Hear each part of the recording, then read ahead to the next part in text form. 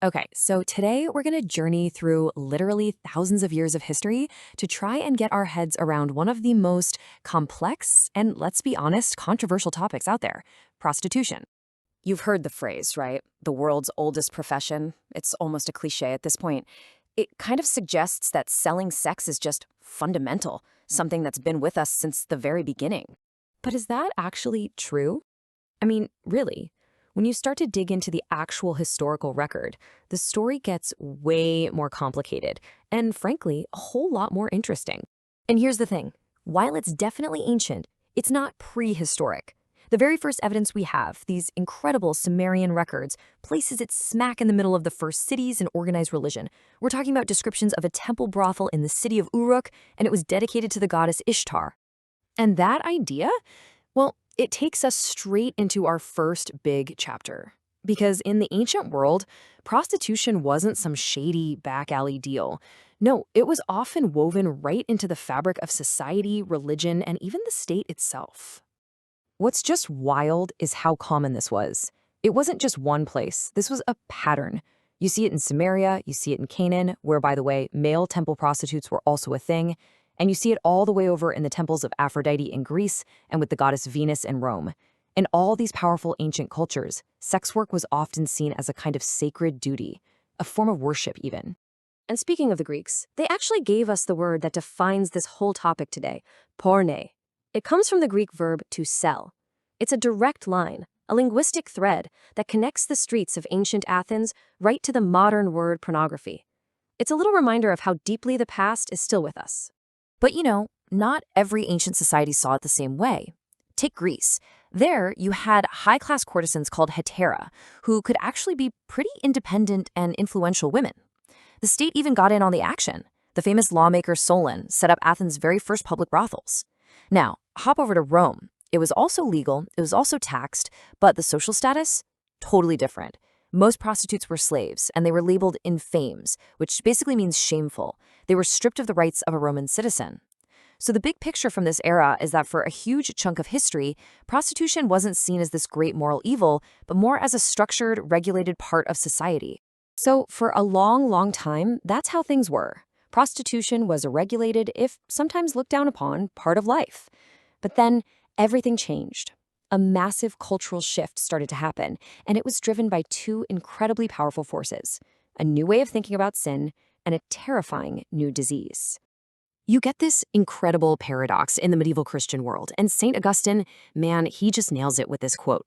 The thinking was, yes, prostitution is a sin, absolutely. But it was also seen as a kind of necessary evil, like a social sewer that channeled away what they saw as worse sins, like assault or adultery, and helped protect the institution of marriage.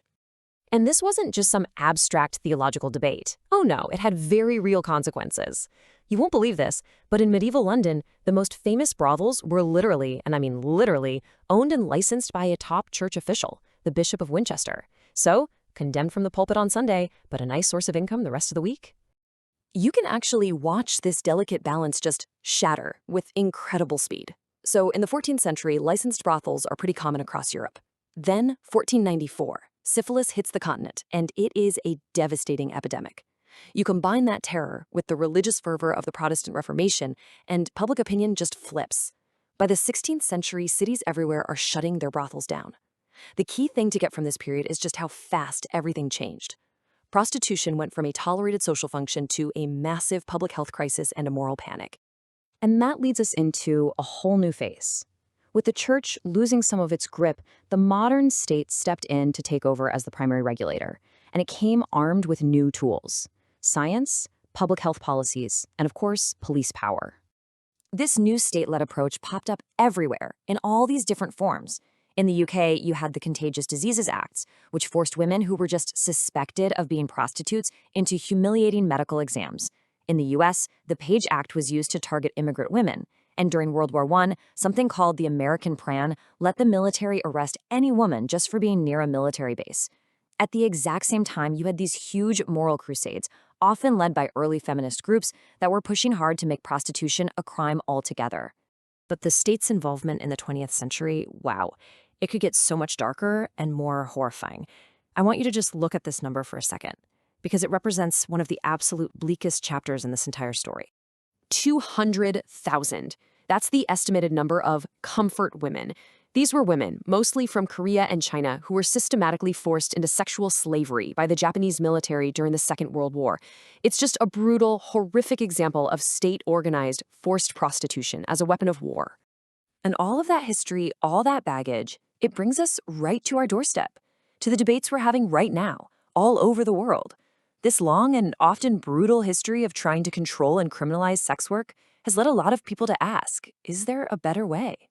So, one of the biggest new ideas to come along is something called the Swedish model, which they first brought in back in 1999. And it just completely flips the script. The logic is simple.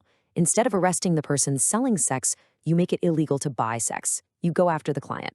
The person selling is decriminalized, and the whole point is to choke off the demand. And this isn't just some one-off experiment in Sweden. It's catching on. Look at this list. A growing number of countries like Canada, France, and Ireland have all adopted some version of this approach. It's one of the most significant legal shifts in the whole modern story of prostitution. So here we are. After this huge journey all the way from ancient Sumerian temples to modern-day laws, we're left with this massive question. Societies have tried pretty much everything, worshipping it, tolerating it, taxing it, criminalizing it, and now trying to stamp out the demand for it. What does this long, complicated, and often painful history really tell us about where we go from here?